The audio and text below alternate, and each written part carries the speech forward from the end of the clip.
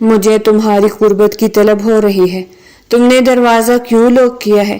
اس کی سخت آواز کمرے کی خاموش فضا میں گونجی تو ملیحہ نے پلٹ کر اسے دیکھا۔ اس کی آنکھوں میں غصہ تھا، مگر لہجے میں خوف کا نام اور نشان نہیں تھا، کیونکہ ہر بند دروازہ بے ادبی نہیں ہوتا۔ کبھی کبھی انسان اپنی عزت بچانے کے لیے بھی دروازے بند کرتا ہے۔ اس کے جواب پر وجدان مصطفیٰ کے جبڑے بھینچ گئے۔ تمہیں اندازہ بھی ہے تم کس سے بات کر رہی ہو؟ وہ ایک قدم آگے بڑھا۔ ملیحہ نے بھی ایک قدم پیچھے ہٹنے کی بجائے اپنی جگہ قائم رکھتے ہوئے کہا، مجھے صرف اتنا معلوم ہے کہ رشتے آواز بلند کرنے سے نہیں، احترام دینے سے قائم رہتے ہیں۔ اگر آپ یہ بھول گئے ہیں تو یاد رکھ لیجئے، میں بھی کسی کی بیٹی ہوں، کسی کی عزت ہوں۔ چند لمحوں کے لیے کمرے میں ایسی خاموشی چھا گئی کہ دونوں کی سانسوں کی آواز بھی سنائی دینے لگی۔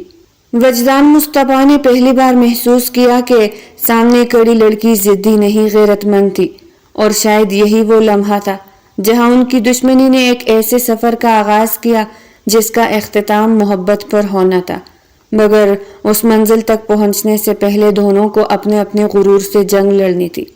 دروازہ کھولو ملیحہ، وجدان مصطفیٰ کی بھاری آواز پورے کوریڈور میں گونجی، مگر اندر سے مکمل خاموشی تھی۔ میں آخری بار کہہ رہا ہوں، دروازہ کھولو۔ چند لمحوں بعد لوک کھلنے کی آواز آئی۔ دروازہ آہستہ سے کھلا اور سامنے ملیحہ دونوں بازو سینے پر باندھے بے نیازی سے کھڑی تھی۔ اتنا شور مچانے کی کیا ضرورت تھی؟ حویلی آپ کے باپ کی نہیں، دادا جان کی ہے۔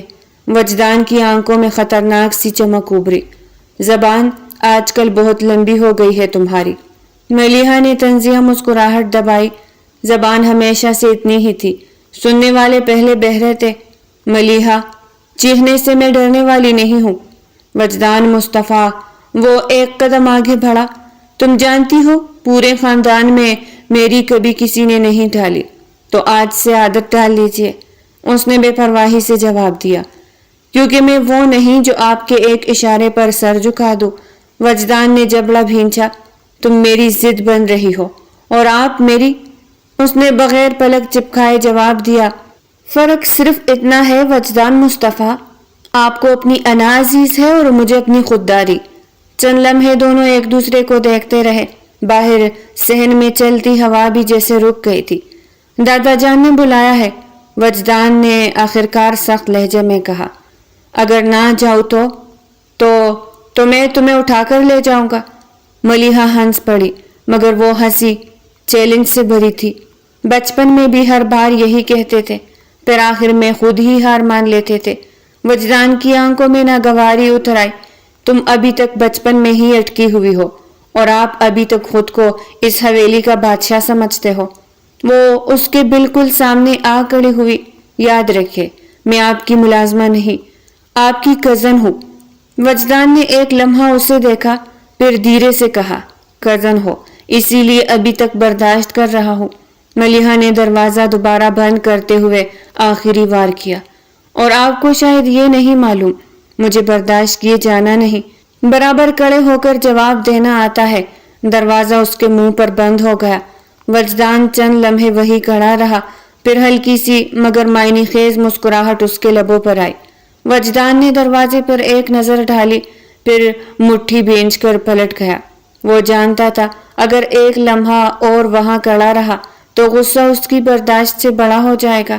دوسری طرف دروازہ بند ہوتے ہی ملیحہ نے گہرا سانس لیا۔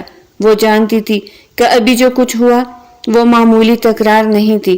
وجدان مصطفیٰ کی عادت تھی کہ سامنے والا یا تو اس کی بات مان لیتا یا پھر اس کی نظروں سے گر جاتا، مگر ملیحہ نہ جھکی تھی نہ ڈری تھی۔ یہی بات وجدان کے غرور کو سب سے زیادہ چبھ رہی تھی۔ ملیحہ، نیچے سے دادی اماں کی آواز آئی۔ جی دادی، آ رہی ہوں۔ اس نے آئینے میں خود کو دیکھا، دوپٹہ درست کیا اور پورے سکون کے ساتھ سیڑھیاں اترنے لگی، جیسے اوپر کچھ ہوا ہی نہ ہو۔ وجدان مصطفیٰ ڈائننگ ہال میں پہلے ہی اپنی کرسی پر بیٹھا تھا۔ اس کے چہرے پر ہمیشہ کی طرح سنجیدگی اور رعب تھا، مگر گھر کے ملازم بھی اس کے سامنے آہستہ آواز میں بات کرتے تھے۔ ملیحہ آ کر اپنی جگہ بیٹھ گئی۔ اتنی دیر کیوں لگا دی؟ دادی اماں نے پوچھا۔ وجدان بھائی راستہ روک کر کھڑے تھے۔ ملیحہ نے ایسے کہا جیسے کوئی عام سی بات ہو۔ سب کی نظریں ایک ساتھ وجدان پر اٹھی۔ وجدان نے چائے کا کپ میز پر رکھا اور بے تاثر لہجے میں بولا، میں راستہ نہیں روک رہا تھا، صرف سمجھا رہا تھا۔ ملیحہ ہلکا سا مسکرائی، آپ سمجھاتے کم اور حکم زیادہ دیتے ہیں۔ چمچ کی ہلکی سی آواز بھی رک گئی۔ گھر میں شاید ہی کسی نے آج تک وجدان مصطفیٰ سے اس لہجے میں بات کی ہو۔ اس نے غصے سے ملیحہ کی طرف دیکھا۔ تمہیں لگتا ہے ہر بات کا جواب دینا بہادری ہے؟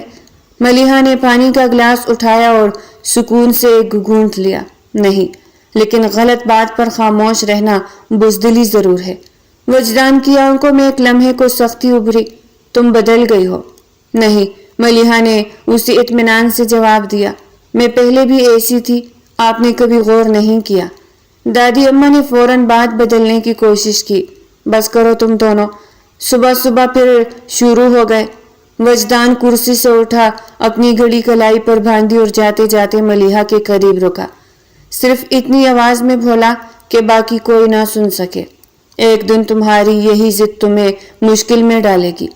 ملیحہ نے بھی بغیر گھبرائے اسی دھیمی لہجے میں جواب دیا، اور ایک دن آپ کی یہی انا آپ کو تنہا کر دے گی۔ وجدان مصطفیٰ غصے میں لمبے قدم اٹھاتا ہوا حویلی کے پچھلے باغ کی طرف چلا گیا۔ صبح کی ٹھنڈی ہوا درختوں کے پتوں کو ہلا رہی تھی، مگر اس کے اندر کا طوفان کسی ہوا سے ٹھنڈا ہونے والا نہیں تھا۔ اس نے اپنی کلائی پر بندھی گھڑی پر ایک سرسری نظر ڈالی، پھر فون نکال کر کے کسی کو کال ملائی۔ 10 منٹ میں گاڑی نکالو۔ مختصر حکم دے کر اس نے فون بند کر دیا۔ ادھر ملیحہ اپنی بالکنی میں آ کھڑی ہوئی۔ اس نے نیچے نظر دوڑائی تو وجدان باغ کے بیچ کھڑا کسی گہری سوچ میں ڈوبا ہوا تھا۔ وہ ہمیشہ کی طرح پرسکون دکھائی دیتا تھا، مگر ملیحہ جانتی تھی کہ اس خاموشی کے پیچھے اس کا غرور زخمی ہو چکا ہے۔ اس کے لبوں پر ہلکی سی مسکراہٹ آئی۔ اتنی سی بات پر آگ بگولا ہو گئے، خود کو واقعی پورے خاندان کا بادشاہ سمجھتے ہیں۔ اسی لمحے وجدان نے بے اختیار اوپر دیکھا، دونوں کی نظریں ٹکرائی۔ ملیحہ نے نظریں چرانے کی بجائے ریلنگ پر دونوں ہاتھ رکھے اور پرسکون لہجے میں آواز دی، وجدان مصطفیٰ۔ وہ اپنی جگہ سے نہیں ہلا۔ جی، غصہ ٹھنڈا ہو گیا یا ابھی بھی دنیا فتح کرنے کا ارادہ ہے؟ وجدان کے ہونٹوں پر ایک سرد سی مسکراہٹ ابھری۔ تمہیں میری فکر کب سے ہونے لگی؟ فکر؟ ملیحہ ہنس دی، میں صرف یہ دیکھ رہی تھی کہ آپ کا غرور ابھی سلامت ہے یا ٹوٹ گیا۔ وجدان نے ایک قدم آگے بڑھاتے ہوئے نظریں اسی پر جمائے رکھے۔ میرا غرور کبھی نہیں ٹوٹتا ملیحہ۔ وہ چند لمحے رکا، پھر نہایت دھیمے مگر وزنی لہجے میں بولا، البتہ جو اسے للکارتا ہے وہ ضرور تک جاتا ہے، اور میرے خیال سے پھر تو آپ کو مایوسی ہوگی، کیونکہ میں جلدی ہار ماننے والوں میں سے نہیں ہوں مسٹر وجدان۔ ملیحہ نے دونوں ہاتھ ریلنگ پر جمائے کہا۔ وجدان اسے جواب دینے کے بجائے کافی دیر اسے دیکھتا رہا، اور پھر کچھ ہی لمحوں بعد وہ گاڑی کی طرف بڑھ گیا۔ ڈرائیور گاڑی لے کر آگے بڑھ رہا تھا، مگر اس نے گاڑی کے شیشے پر ہلکی سی دستک دی، ڈرائیور کو باہر آنے کے لیے کہا اور خود ڈرائیونگ سیٹ سنبھال لی، سیٹ بیلٹ باندھا، اور کچھ ہی لمحوں بعد گاڑی حویلی کے مرکزی دروازے سے باہر بہت دور نظر آئی۔ گاڑی کی نظروں سے اوجھل ہونے تک ملیحہ اس کی طرف دیکھتی رہی۔ جب گاڑی مکمل طور پر نظروں سے دور نکل گئی تو اس نے آہستگی سے ریلنگ کو چھوڑا اور ایک گہرا سانس لیا، پھر آہستگی سے اپنے کمرے کی طرف بڑھ گئی۔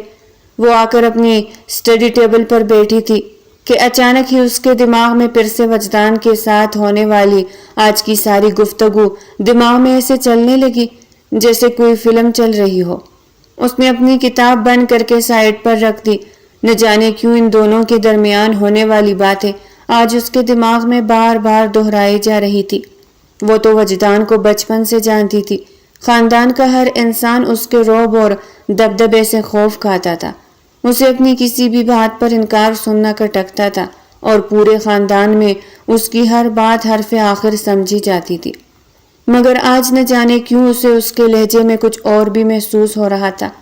وہ سرد مزاج اور سخت نظر آنے والا انسان اپنے لہجے میں کوئی اور تاثر بھی لیے ہوئے تھا، لیکن وہ تاثر کون سا تھا؟ ملیحہ کو اس کی سمجھ نہیں آ رہی تھی۔ وہ بات کرتے کرتے سب سے آخر میں خاموش ہو جانا اور کافی دیر تک ملیحہ کو دیکھتے رہنا، یہ کس بات کی طرف اشارہ تھا؟ ملیحہ کچھ سمجھ نہیں پا رہی تھی۔ وہ خاموشی ایسی تھی جس کو آج تک ملیحہ سمجھ نہ پائی تھی، حالانکہ سارا بچپن وہ اس کے ساتھ گزار چکی تھی۔ وہ خاموشی سے اپنی کھڑکی کی طرف آ گئی تھی اور اپنے سینے پر اپنے بازو باندھے خاموشی سے اس بارے میں سوچنے لگی۔ سارا دن گزر چکا تھا اور اب شام ہونے والی تھی۔ وجدان اپنے آفس سے واپس آ چکا تھا جب اچانک ہی ان سب کے کمروں میں ایک ایک بلاوا ہوا گیا، اور وہ بلاوا یہ تھا کہ دادا جان نے ان سب کو اپنے کمرے میں بلایا تھا۔ سب سمیت ملیحہ اور وجدان بھی بہت حیران تھے۔ آخر ایسی کون سی بات تھی کہ دادا جان نے ان سب کو اپنے کمرے میں بلایا تھا؟ دادا کی ہر بات پر سر جھکاتے ہوئے سب لوگ دادا کے کمرے تک پہنچے تھے اور اس وقت ان کے حکم کے منتظر تھے۔ کمرے کی فضا خاموشی سے بھرپور تھی، کوئی ایک بھی انسان ایسا نہیں تھا جو کچھ بولنے کی سخت کر رہا ہو۔ یہ تو سب جانتے تھے کہ دادا جان ایسے کسی عام بات پر سب کو ایک ساتھ اپنے کمرے میں نہیں بلاتے، وہ ہمیشہ یقیناً کوئی اہم اور ضروری بات ہوتی ہے تو ہی وہ بلاتے ہیں۔ سب کے چہروں پر اداسی اتر رہی تھی، سب کو یوں لگ رہا تھا جیسے آج کسی نہ کسی شے کے بارے میں بتانے والے ہیں، لیکن کوئی یہ نہیں جانتا تھا کہ حقیقت کیا ہے۔ میں نے آپ سب لوگوں کو یہاں بلایا ہے اور آپ سب لوگ یہ تو جانتے ہوں گے کہ اگر میں نے تم سب لوگوں کو ایک ساتھ اکٹھا کیا ہے تو اس کی یقیناً کوئی وجہ ہوگی۔ کمرے کی جان لیوا خاموشی کو دادا جان کی سنجیدہ آواز نے توڑا تھا۔ سب لوگ ایک ساتھ دادا کی بات کی طرف متوجہ ہوئے تھے اور اگلی بات سننے کے منتظر تھے۔ ملیحہ اور وجدان ایک دوسرے کے بالکل آمنے سامنے بیٹھے تھے، یوں کہ ملیحہ ایک صوفے پر بیٹھی تھی، اس کا رخ اس صوفے کی طرف تھا جس پر وجدان بیٹھا تھا، اور وجدان کا رخ اس طرف تھا جہاں ملیحہ بیٹھی تھی، لیکن وہ دونوں ایک دوسرے کو دیکھنے سے گریز کر رہے تھے۔ اور ویسے بھی دادا جان کے سامنے کس کی اتنی ہمت ہوتی ہے کہ وہ کسی اور کی طرف دیکھے؟ یا تو یہاں نظریں جھکی رہتی ہے یا پھر دادا جان کی طرف اٹھتی ہے۔ اور آپ لوگوں کی توقع کے مطابق میں ایک اہم بات کرنے جا رہا ہوں۔ دادا جان نے کچھ دیر کے لیے توقف کیا اور پھر بولنے لگے۔ شہر میں ہماری نئی ابتدائی تنظیم کا آغاز ہونے والا ہے اور اس کا افتتاح قریب ہے۔ میں چاہتا ہوں کہ اس منصوبے کی ذمہ داری میں اس گھر کے نوجوانوں کو سونپ دوں، کیونکہ میرے خیال سے آج کی نوجوان نسل کو ہی ایسے کاموں میں سب سے آگے ہونا چاہیے۔ دادا جان یہ بات کر کے تھوڑی دیر کے لیے خاموش ہوئے تھے۔ اس بات پر اس کمرے میں بیٹھے ہوئے سبھی لوگوں نے ایک دوسرے کی جانب دیکھا تھا اور پھر سب کی نگاہیں دادا کی طرف لوٹی تھی، اور میرے خیال سے اس کی ذمہ داری ملیحہ اور وجدان کے سپرد کر دینی چاہیے، اور میں یہ فیصلہ کر چکا ہوں کیونکہ ہمارے گھر میں یہ دونوں جوان ہی ہیں جو اس معاملے کو بہتر حل کر سکتے ہیں۔ دادا جان کی یہ بات سن کر سب نے حیرانگی سے دادا جان کی طرف دیکھا، جبکہ ملیحہ نے فوراً وجدان کی جانب دیکھا۔ وجدان کے چہرے پر ناگواری چھائی تھی، بالکل ویسی ناگواری ملیحہ کے چہرے پر چھا چکی تھی۔ دادا جان، میرے خیال سے اس سے پہلے کہ وجدان کوئی اور بات کرتا، دادا جان نے ہاتھ اٹھا کر اسے روک دیا۔ وجدان، میں کوئی بات نہیں سننا چاہتا، میں نے جو فیصلہ کر لیا ہے تو کر لیا ہے، تم دونوں کو اپنی ذمہ داری سنبھالنی ہوگی۔ دادا جان کی بات سن کر وہ خاموش ہو گیا، جبکہ ملیحہ کے منہ سے بس ایک بات نکلی، مجھے لگتا ہے کہ قسمت کو شاید میرا سکون پسند نہیں ہے۔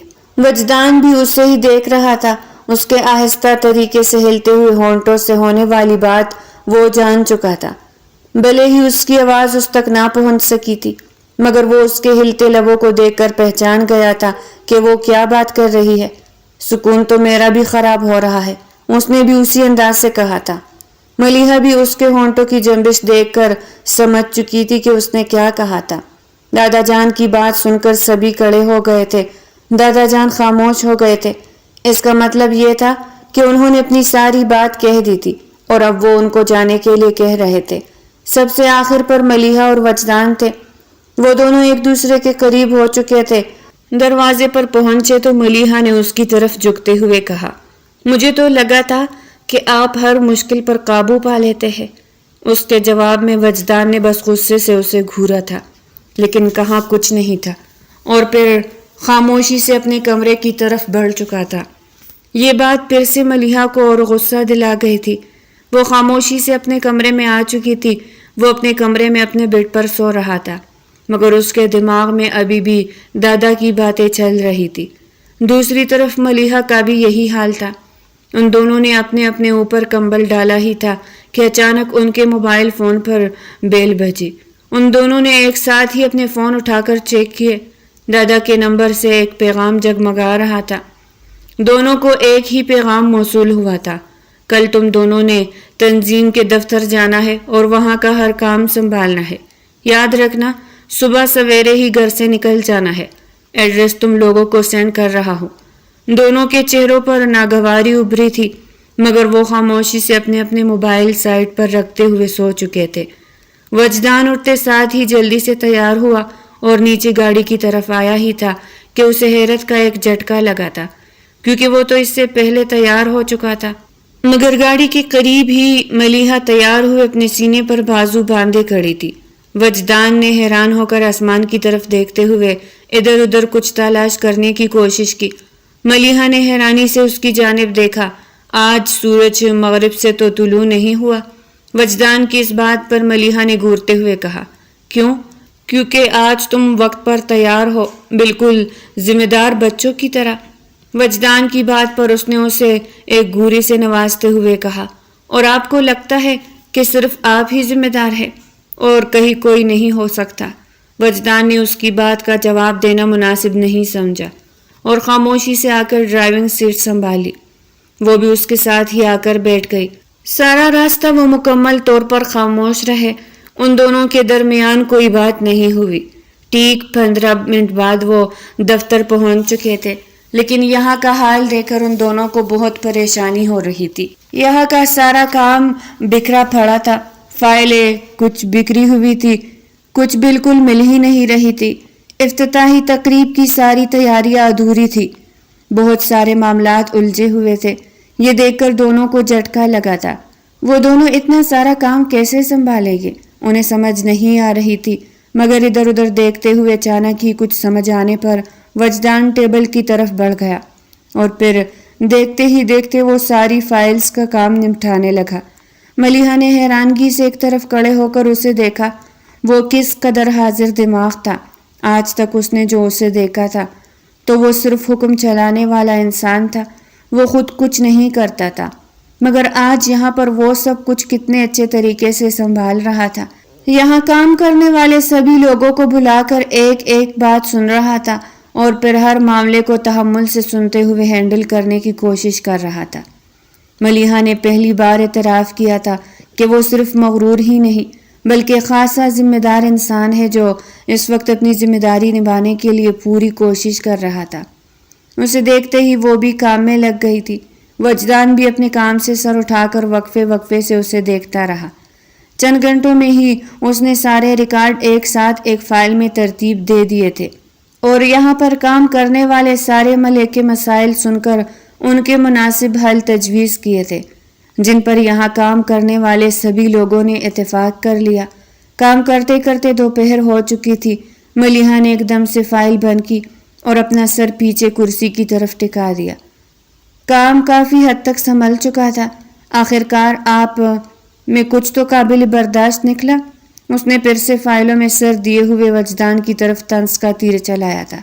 بسم اللہ، مجھے سمجھ نہیں آیا، یہ تعریف تھی یا توہین؟ اس نے ناسمجھی کے لہجے میں اس کی طرف دیکھا تو اس نے اسے نظریں پھیرتے ہوئے کہا، جو سمجھنا ہے سمجھ لیجئے۔ وہ ایک ادا سے کہتی رخ موڑ گئی، مگر کچھ لمحوں بعد پھر سے نظریں اس کی جانب پھیری۔ وجدان کے ہونٹوں پر ہلکی سی مسکراہٹ پھیل چکی تھی اور پھر اگلے ہی لمحے وہ اپنی اس مسکراہٹ کو سمیٹتا ہوا خاموشی سے کام کرنے لگا۔ ملیحہ کو حیرانگی ہوئی تھی۔ اب وہ اس کی آدھی ادھوری باتوں کا جواب دیتا اور پھر خاموش ہو جاتا۔ اسے احساس ہونے لگا تھا کہ وہ اتنا بھی ناقابل برداشت نہیں ہے جتنا وہ سمجھتی آئی تھی۔ اسے لگا تھا کہ شاید ان دونوں کے درمیان مسئلہ یہ نہیں تھا کہ وہ دونوں ایک دوسرے سے نفرت کرتے تھے، بلکہ مسئلہ یہ تھا کہ ان دونوں نے ایک دوسرے کو سمجھے بغیر ہی ایک دوسرے کے لیے رائے قائم کر لی تھی، اور شاید اب قسمت ان دونوں کو یہ موقع دے رہی تھی یا انہیں اس بات کے لیے مجبور کر رہی تھی کہ وہ ایک دوسرے کے لیے اپنی رائے بدل کر دیکھیں۔ دوپہر میں لنچ بریک کے بعد پھر سے وہ دونوں کام میں شروع ہو گئے تھے، اور اب آہستگی سے وقت گزرتا جا رہا تھا۔ دوپہر سے ظہر اور ظہر سے اب عصر ہونے کو تھی۔ دفتر کا بیشتر کام مکمل ہو چکا تھا۔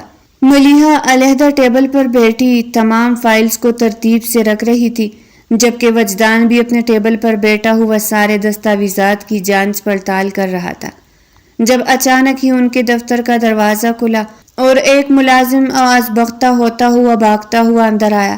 ان دونوں نے ایک ساتھ اس کی جانب دیکھا۔ کیا ہوا؟ سب ٹھیک تو ہے؟ وجدان نے اپنے ہاتھ روکتے ہوئے کہا تو وہ کہنے لگا، صاحب جی غضب ہو گیا ہے، مسئلہ ہو گیا ہے صاحب جی، وہ اپنے ہاتھ مرولتے ہوئے کہہ رہا تھا۔ اس کے چہرے سے پریشانی واضح تھی۔ کیا ہوا؟ کچھ بتاؤ گی بھی؟ وجدان نے پھر سے پوچھا۔ صاحب جی افتتاحی تقریب کے بجٹ اور سپانسرز کی فائل نہیں مل رہی۔ یہ بات سن کر پورے دفتر میں خاموشی چھا گئی تھی، کیونکہ یہی فائل تو سب سے زیادہ ضروری تھے۔ اس کے بغیر تو آج جو کام کیا گیا تھا وہ بھی سارے کا سارا بے سود تھا۔ وجدان کرسی سے اٹھتے ہوئے اس کی جانب آیا۔ یہ کیا کہہ رہے ہو تم؟ اور کب سے غائب ہے یہ فائل؟ اب وجدان کے چہرے پر بھی پریشانی واضح دکھائی دے رہی تھی۔ صاحب جی گھنٹے بھر سے غائب ہے اور پورے دفتر کو چھان لیا گیا ہے، مگر کہیں بھی نہیں مل رہی۔ مجبوراً مجھے آپ لوگوں کے پاس آنا پڑا۔ وہ جھجکتے ہوئے بولا۔ کیا مطلب؟ 1 گھنٹے سے غائب ہے اور تم لوگوں نے ابھی تک ہمیں نہیں بتایا؟ آخر کیا وجہ تھی؟ ابھی تک آپ لوگوں نے ہمیں بتایا کیوں نہیں؟ ملیحہ بھی اپنی جگہ سے کھڑی ہو چکی تھی اور سامنے کھڑے ملازم کو ڈانٹتے ہوئے کہہ رہی تھی، کیونکہ میم صاحب آخری بار وہ فائل آپ کے پاس دیکھی گئی تھی، وہ ڈرتے ڈرتے کہہ رہا تھا۔ دفتر میں پھر سے خاموشی چھا گئی۔ ملیحہ کی نظریں حیرانی سے پھیل چکی تھی۔ مطلب کیا ہے تمہارا؟ وہ غصے سے آگے بڑھی۔ معاف کیجیے گا میم صاحب، میرا مطلب وہ نہیں تھا، مگر یہاں سب یہی کہہ رہے ہیں کہ وہ آخری بار آپ کے پاس دیکھی گئی۔ ملازم نے زبان لڑکھڑاتے ہوئے ڈرتے ڈرتے کہا۔ ملیحہ نے اپنے ہاتھ پر پکڑا ہوا پن میز پر رکھا۔ تو اب تم لوگوں کو یہ لگ رہا ہے کہ یہ فائل میں نے غائب کی ہے؟ بہت سے حیرانگی اور دکھ کے ملے جلے تاثر کے ساتھ وہ بول رہی تھی۔ اس نے کئی لمحے جواب کا انتظار کیا، مگر یہاں بالکل خاموشی رہی۔ کسی نے بھی اس کی بات کا جواب نہ دیا۔ اس خاموشی کو وہ اچھے طریقے سے جانتی تھی۔ سب پر نظریں پھیرتی ہوئی اس کی نظر وجدان پر آ کر ٹھہر گئی۔ وہ بھی سب لوگوں کی طرح خاموش کھڑا تھا، اور نہ جانے کیوں اس کی یہ خاموشی ملیحہ کو ایک آنکھ نہ بھائی تھی۔ بہت اچھے، ثبوت کسی کے پاس نہیں ہے اور الزام سب کے پاس موجود ہے۔ اس کے لہجے میں تلخی نمایاں ہو گئی تھی۔ وجدان نے ملازم سے نظریں پھیر کر ملیحہ کی طرف سنجیدہ نگاہوں سے دیکھا۔ بات الزام کی نہیں ہے ملیحہ، فائل ڈھونڈنے کی ہے۔ وجدان کی بات پر اس نے جھٹکے سے اس کی طرف دیکھا۔ اور آپ کو بھی یہی لگتا ہے کہ میں ایسا کر سکتی ہوں؟ ملیحہ کی آواز میں شکوہ تھا۔ اس کی بات کے جواب میں وہ کچھ دیر کے لیے خاموش کھڑا رہا، پھر بولا، نہیں میں نے ایسا نہیں کہا۔ اس سے پہلے کہ وہ اپنی بات پوری کرتا وہ پھر سے بولی، یہ بھی نہیں بولا کہ میں بے قصور ہوں۔ اس کے چہرے سے تکلیف اور بے یقینی واضح دکھائی دے رہی تھی۔ اس کی بات پر سارے کمرے میں خاموشی چھا گئی۔ جب فائل مل جائے تو مجھے بتا دیجیے گا۔ یہ کہتے ہوئے وہ کمرے سے باہر نکلتی چلی گئی۔ وہ دفتر سے دور آ کر اپنے سینے پر ہاتھ باندھے کھڑی ہو گئی تھی۔ اس کی آنکھیں نہ جانے کیوں نم ہو رہی تھی۔ اس کے حق میں تو وجدان نے بھی نہیں بولا تھا۔ وجدان بھی خاموشی سے فائل ڈھونڈنے میں لگ گیا۔ کب عصر سے مغرب ہو گئی پتہ ہی نہ چلا، لیکن سارا دفتر الٹ پلٹ کرنے کے باوجود بھی وہ فائل نہ مل سکی۔ نہ جانے کیوں فائل ڈھونڈنے میں بھی بار بار وجدان کے دماغ میں ملیحہ کی باتیں چل رہی تھی۔ بس ایک ہی بات بار بار اس کے دماغ میں ٹیپ ریکارڈر کی طرح بج رہی تھی، آپ کو بھی یہی لگتا ہے کہ یہ میں نے کیا ہے؟ آخر کار تک ہار کر وہ بیٹھا تو پھر سے اس کے دماغ میں ملیحہ کی وہی بات گونجی، آپ کو بھی یہی لگتا ہے کہ میں ایسا کر سکتی ہوں؟ اور پھر فوراً ہی وہ ایک جھٹکے سے اٹھا اور ریکارڈ روم کی طرف بڑھ گیا۔ دفتر میں لگے سبھی کیمروں کی فوٹیج مجھے ابھی کے ابھی چاہیے، جلدی سے لے کر آؤ۔ اس نے ایک ملازم کو حکم دیا تو آدھے گھنٹے بعد ہی اس کے پاس سارے کیمروں کی فوٹیج حاضر تھی۔ وہ باری باری سارے کیمروں کی فوٹیج دیکھ رہا تھا۔ اچانک ہی اس کی نظر ایک نقطے پر جا کر ٹھہر گئی۔ بس یہی نقطہ اسے چاہیے تھا۔ وجدان کی آنکھوں میں سختی اتر آئی تھی۔ وہ سوچ بھی نہیں سکتا تھا کہ ایسا بھی ہو سکتا ہے۔ اس نے کچھ سوچتے ہوئے سر جھٹکا۔ دوسری رات صبح وہ سب سے پہلے دفتر پہنچ چکا تھا۔ ملیحہ بھی اس کے ساتھ تھی۔ وہ میٹنگ روم میں تھا اور سب کو میٹنگ روم میں ہی طلب کر رہا تھا۔ ایک ملازم سر جھکائے ان لوگوں کے سامنے کھڑا تھا اور وہی فائل جو کل وہ ڈھونڈ رہے تھے سامنے میز پر پڑی تھی۔ سب لوگ یہ دیکھ کر حیران تھے۔ ملازم کی آنکھوں میں شرمندگی واضح دیکھی جا سکتی تھی۔ یہ رہی وہ فائل، آئندہ کسی پر الزام لگانے سے پہلے ثبوت ڈھونڈ لیا کرے۔ اس نے سب کے سامنے وہ CCTV فوٹیج لگائی جس میں ایک ملازم اس فائل کو ملیحہ کی نظر بچتے ہی اٹھا کر اپنی دراز میں چھپا رہا تھا۔ وہ سب کو دکھائی دے رہا تھا۔ اس ملازم کو اسی وقت وجدان نے فارغ کر دیا جبکہ اس سب پر یہ حکم جاری کر رہا تھا کہ ثبوت لیے بغیر کوئی کسی پر الزام نہ لگائے۔ دفتر میں موجود سارے عملے کی نظریں شرمندگی سے جھک گئی تھی۔ اب آپ سب لوگ جا سکتے ہیں۔ وجدان کی بات پر وہ سارے فوراً میٹنگ روم سے باہر نکل گئے جبکہ ملیحہ اس کے سامنے بیٹھی تھی اور خاموشی سے وجدان کو دیکھ رہی تھی۔ وجدان نے وہ فائل اس کی طرف بڑھائی۔ یہ رہی آپ کی فائل۔ ملیحہ نے آہستگی سے وہ فائل ہاتھ میں لے لی مگر نظریں ابھی بھی سامنے بیٹھے ہوئے شخص پر تھی۔ آپ کو پہلے سے ہی معلوم تھا کہ میں بے قصور ہوں، اس نے وجدان کی آنکھوں میں دیکھتے ہوئے کہا۔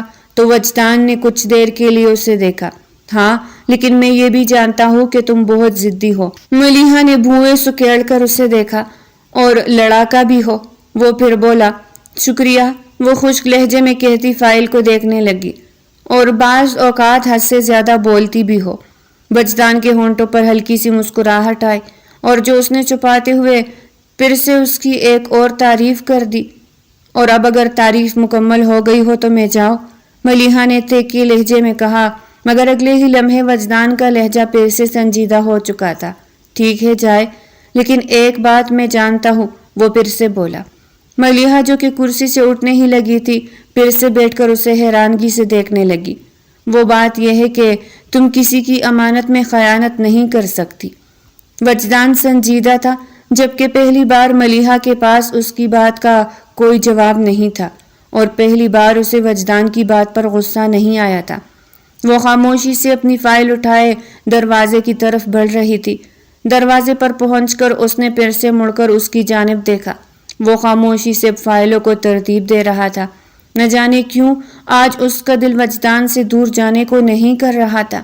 اس کے دماغ میں پھر سے وہی بات گونجی جو ابھی وجدان نے اسے کہی تھی، تم کسی کی امانت میں خیانت نہیں کر سکتی۔ یہ جملہ ویسے بھی اسے بار بار یوں ہی یاد آ رہا تھا کہ وجدان نے پہلی بار اس کے لیے کوئی اچھی رائے قائم کی تھی اور اچھی بات کی تھی۔ وہ خاموشی سے دروازہ کھولتے ہوئے راہداری کی طرف بڑھ گئی۔ وہ بھی میٹنگ روم سے نکلتا ہوا اپنے دفتر آ چکا تھا۔ اپنی کرسی پر بیٹھ کر اس نے اپنا سر اپنی کرسی پر ٹکایا اور اپنے دونوں ہاتھ اپنی آنکھوں پر رکھ لیے۔ 2 دن سے وہ کافی تھک چکا تھا۔ افتتاح کی تیاریاں، دفتری معاملات اور پھر یہ فائل کا معاملہ، اس نے اسے بہت تھکا دیا تھا۔ رات بھر وہ سو بھی نہ سکا تھا۔ کچھ لمحے اس نے سکون سے آنکھیں بند کی تھی لیکن کچھ لمحوں بعد ہی اچانک سے اس کے موبائل پر گھنٹی بجی۔ اس نے اسکرین پر جگمگاتے ہوئے نمبر کو ایک نظر دیکھا اور پھر گہری سانس لیتے ہوئے کال اٹینڈ کرتے ہوئے کان سے لگائی۔ جی ڈاکٹر صاحب۔ وہ نہیں جانتا تھا کہ اس کی یہ بات دفتر کے دروازے پر کھڑی ملیحہ سن رہی تھی۔ ملیحہ کے قدم وہی رک چکے تھے۔ کس ڈاکٹر سے بات کر رہا تھا؟ وہ اس کی بات مکمل کیے بغیر اندر نہیں جانا چاہتی تھی۔ جی، دوائی وقت پر پہنچ رہی ہے نا؟ اس کی اس بات پر ملیحہ حیران ہوئی تھی۔ پھر کچھ دیر کے لیے اس نے خاموشی اپنائی تھی، شاید اگلے کی بات کا انتظار کر رہا تھا۔ پھر بولا، نہیں، آپ انہیں کچھ مت بتائیے گا، میں خود ہینڈل کروں گا انہیں، ٹھیک ہے؟ میں جلد ہی آپ سے رابطہ کرتا ہوں۔ ملیحہ کو حیرانگی ہوئی تھی، وہ جو سب کے سامنے اتنا مضبوط اور سخت بننے کی کوشش کرتا ہے، آج ڈاکٹر سے کس لہجے میں بات کر رہا تھا؟ کس بارے میں بات کر رہا تھا؟ اور یہ دوائی، یہ ڈاکٹر، آخر یہ کیا بات چل رہی تھی؟ اور آخر اس نے یہ کیوں کہا تھا کہ آپ انہیں مت بتائیے گا؟ وہ کسی کو کیا بتانے سے روک رہا تھا؟ کال ختم ہوتے ہی وہ اس کے دروازے سے پیچھے ہٹ گئی۔ وجدان کے دفتر جانے کا ارادہ وہ ملتوی کر چکی تھی، مگر اس کے دماغ میں وجدان کی یہ باتیں چل رہی تھی۔ کوئی تو ایسی بات تھی جو وہ سب سے چھپا رہا تھا، اور ملیحہ یہ واضح جان چکی تھی۔ سارا دن دفتر میں کام کرتے گزرا تھا، کب شام ہو چکی تھی پتہ بھی نہ چلا۔ شام کو سب لوگ چھٹی کر کے واپس اپنے اپنے گھروں کو چلے گئے تھے۔ وجدان اور ملیحہ بھی اپنے گھر واپس آ چکے تھے۔ شام کا وقت تھا اور شام کی چائے کا دور دورہ چل رہا تھا۔ سبھی لوگ باہر لون میں بیٹھے تھے، ہلکی ہلکی ہوا چل رہی تھی اور موسم کافی خوشگوار ہو رہا تھا۔ اس وجہ سے آج اس گھر کے سبھی لوگوں کے چہروں پر مسکراہٹ رقص کر رہی تھی۔ اچانک ہی باتوں باتوں میں دادی نے ایک بات کہی، ارے وجدان تو بچپن سے ہی ایسا ہے۔ یہاں یقیناً وجدان کے بارے میں ہی کوئی بات ہو رہی تھی اور وجدان بھی مسکرا کر سب کی طرف دیکھ رہا تھا، مگر اچانک ہی اس کے موبائل پر کسی کا پیغام آیا اور وہ موبائل میں لگ گیا تھا۔ اب وہ ان سب کی باتوں سے بے خبر تھا۔ ملیحہ کے کان کڑے ہو چکے تھے۔ وہ دادی کی طرف متوجہ ہوئی۔ وجدان کیسا تھا دادی جان؟ وہ کچھ کھوجنے کی کوشش کر رہی تھی۔ یہ بچپن سے اپنی پریشانیاں خود ہی ہینڈل کرتا تھا، خود ہی برداشت کرتا تھا۔ اس نے بچپن سے لے کر اب تک اپنی کوئی بھی پریشانی کسی کو نہیں بتائی، اور جب وہ ہینڈل کر لیتا تھا بعد میں ہی سب کو پتہ چلتا تھا۔ دادی جان بتاتے بتاتے خاموش ہوئی اور پھر ایک سرد آہ بھر کر بولی، اور اپنے بابا کے انتقال کے بعد تو یہ اکثر بدل کے رہ چکا ہے۔ پہلے تو پھر بھی اس کی پریشانی کسی کو دکھائی دیتی تھی، اور اب تو اتنا بدل چکا ہے کہ اپنی پریشانی کے بارے میں کسی کو واضح ہی نہیں ہونے دیتا۔ ملیحہ مکمل طور پر خاموش ہو چکی تھی۔ اس نے کبھی اس زاویے سے سوچا ہی نہیں تھا، نہ ہی وجدان کو کبھی دیکھا تھا اس زاویے سے۔ اس کے لیے تو وجدان ہمیشہ سے ہی ایک مغرور اور حکم چلانے والا انسان ہی رہا تھا، مگر وہ یہ بھول چکی تھی کہ اس کہانی کا ایک اور رخ بھی ہے۔ سب لوگ اپنے اپنے کمروں میں جا چکے تھے۔ کھانا کھانے کے بعد سب لوگ اب سونے کے لیے اپنے اپنے کمرے میں جا چکے تھے۔ رات آہستہ آہستہ پھیل رہی تھی۔ وہ کافی دیر سوتی رہی تھی اور اب اس کی آنکھ کھلی تھی تو اسے پیاس لگ رہی تھی۔ اس نے اپنی سائڈ ٹیبل پر دیکھا، پانی موجود نہیں تھا، اس لیے وہ خالی جگ لے کر نیچے پانی لینے کے لیے آئی تھی، مگر جیسے ہی وہ اپنے کمرے سے باہر نکلی اسے وجدان کے اسٹڈی روم سے روشنی آتی دکھائی دی۔ کیا وہ ابھی تک جاگ رہا تھا؟ نہ جانے کیوں وہ کچن جانے کے بجائے اس کے اسٹڈی روم کی طرف آ گئی تھی۔ اسے یوں لگ رہا تھا جیسے کوئی اس کے پیروں کو کھینچ رہا ہو اور اس اسٹڈی کی طرف لے کر جا رہا ہے۔ وہ دبے پاؤں اس کے دروازے تک پہنچی تھی۔ دروازہ ہلکا سا کھلا ہوا تھا۔ اس نے جھانک کر دیکھا تو وہ سامنے بیٹھا تھا۔ اس کا رخ دروازے کی طرف تھا اور میز پر ڈھیر ساری فائلیں لگی پڑی تھی۔ یہ تو وہی فائلیں تھی جو دفتر سے اٹھا کر لایا تھا، اور وہ مسلسل ہر فائل پر پین چلائے جا رہا تھا۔ نہ وہ ادھر دیکھ رہا تھا نہ ادھر۔ وہ ایک فائل کو رکھ کر دوسری فائل اٹھانے کے لیے اپنا سر اوپر کرتا تو اس کی آنکھوں کے نیچے موجود حلقے واضح نظر آنے لگتے، مگر حلقوں کے ساتھ ساتھ اس کے چہرے پر موجود تکن اس بات کی طرف اشارہ کر رہی تھی کہ وہ بے حد تھکا ہوا ہے۔ لیکن اگر وہ تھک چکا تھا تو وہ آرام کیوں نہیں کرتا تھا؟ اس وقت جب سب لوگ سو رہے تھے تو وہ کیوں جاگ رہا تھا؟ ملیحہ کو پہلی بار وہ بے حد تھکا ہوا محسوس ہوا تھا۔ اسے یوں کام کرتا دیکھ کر بے اختیار اس کا ہاتھ دروازے کی طرف اٹھا اور ہلکی سی دستک ہوئی۔ اس ہلکی سی دستک پر وجدان نے سر اٹھا کر دیکھا۔ ارے ملیحہ، تم؟ کیا ہوا؟ سب خیریت تو ہے؟ کوئی کام تھا؟ اس نے سنجیدہ لہجے میں کہا تھا۔ نہیں، کوئی کام نہیں تھا، وہ مختصر جواب دیتی کمرے کے اندر آ چکی تھی۔ پھر یہاں کیوں آئی ہو؟ وہ روکھے انداز میں بولا تو ملیحہ کو کچھ اچھا نہ لگا تھا۔ بس یہ دیکھنے آئی تھی کہ حویلی کا خود ساختہ بادشاہ سوتا بھی ہے یا نہیں۔ وجدان کی سماعتوں سے اس کی آواز ٹکرائی تو اس نے کچھ دیر کے لیے اسے دیکھا، پھر اس کے ہونٹوں پر ایک گہری مسکراہٹ پھیل گئی۔ پھر تو میرے خیال سے تمہیں مایوس ہونا پڑا ہوگا۔ اس کے جواب پر اس نے بھوئے اٹھا کر دیکھا۔ کیوں؟ کیونکہ بادشاہ بھی کبھی کبھی سو جایا کرتے ہیں۔ اس کی بات پر وہ خاموشی سے اسے دیکھنے لگی، لیکن اس بات پر وہ نہ تو اسے کچھ بول سکی اور نہ ہی کوئی جواب دے سکی۔ آج نہ تو ان کی گفتگو میں کوئی طنز تھا اور نہ ہی کوئی غصہ، کوئی تناؤ سے بھری فضا تھی۔ شاید ان دونوں کو ایک دوسرے کی سمجھ آنے لگی تھی، اور یہ سمجھ شاید ان دونوں کے درمیان فاصلے کم کرنے کا پہلا پڑاؤ تھا، جو شاید انہیں ابھی تک معلوم نہیں تھا۔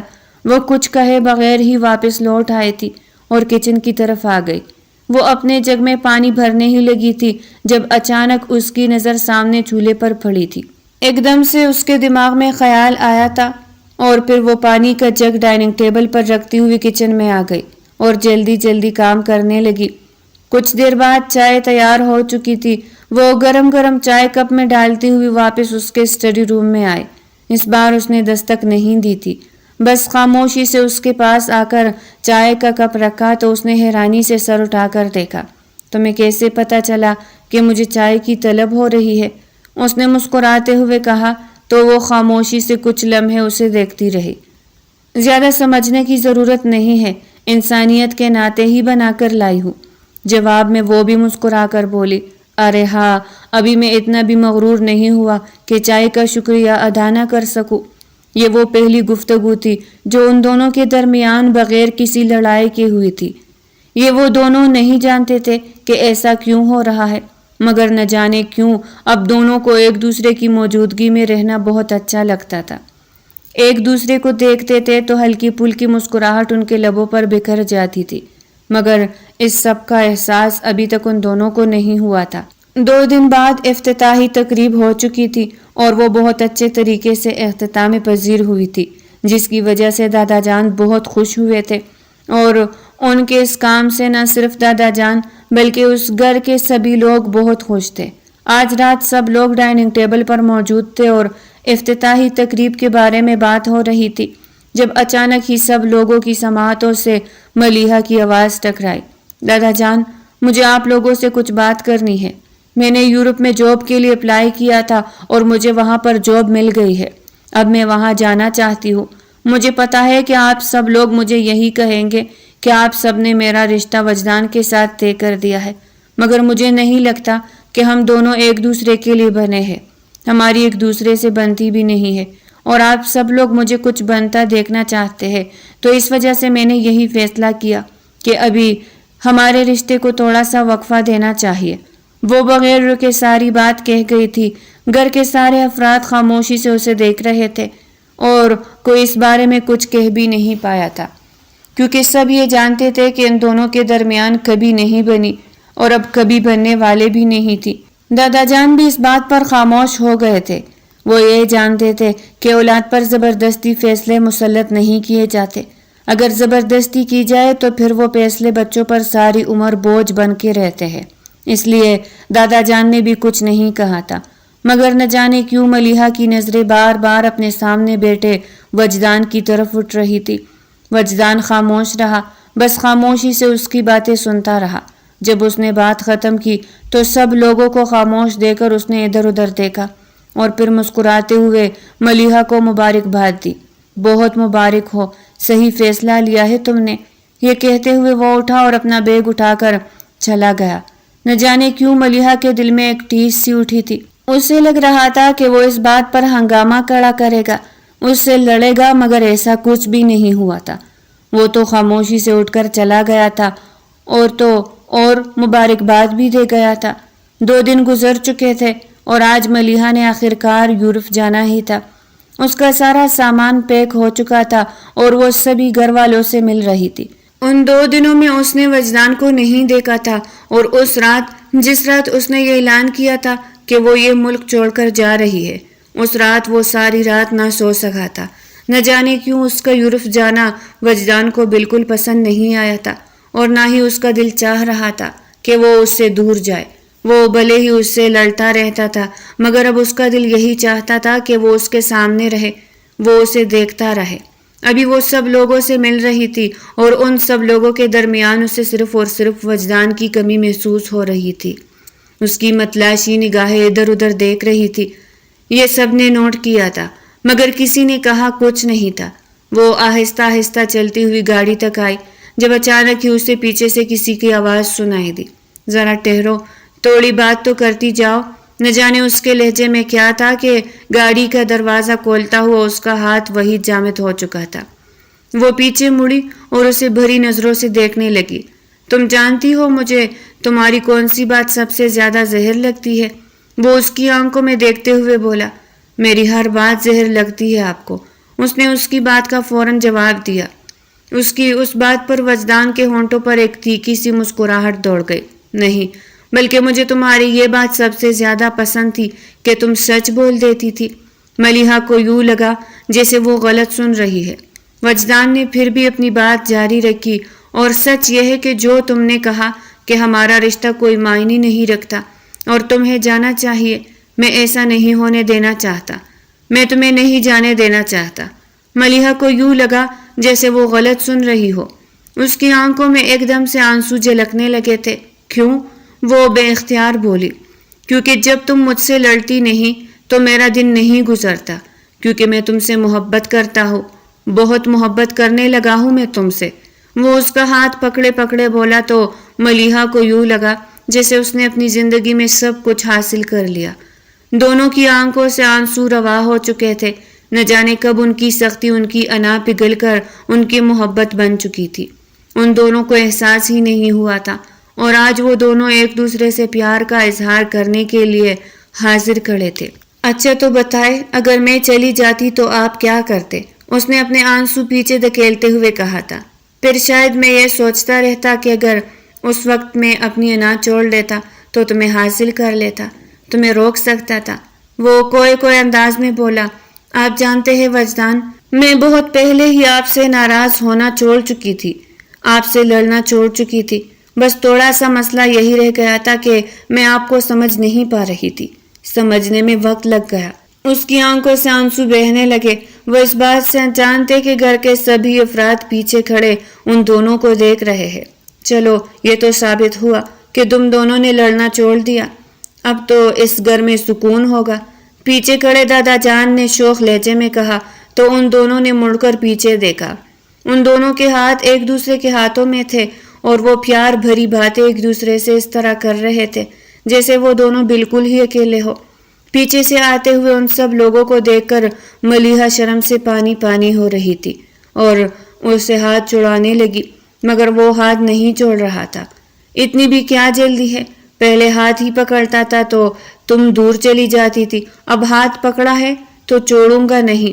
مجھے پتا ہے کہ ادھر میں نے چھوڑ دیا تو پھر تم ہوا بن کر یورپ چلی جاؤ گی، اور پھر میں یہاں ساری زندگی تمہارا انتظار کرتا رہوں گا، اور تم وہاں ساری زندگی بیٹھ کر یہی سوچتی رہو گی کہ میں نے تمہارا ہاتھ کیوں چھوڑ دیا، ورنہ کہ تو تم اتنی ہی پکی ہو نہ جتنا میں۔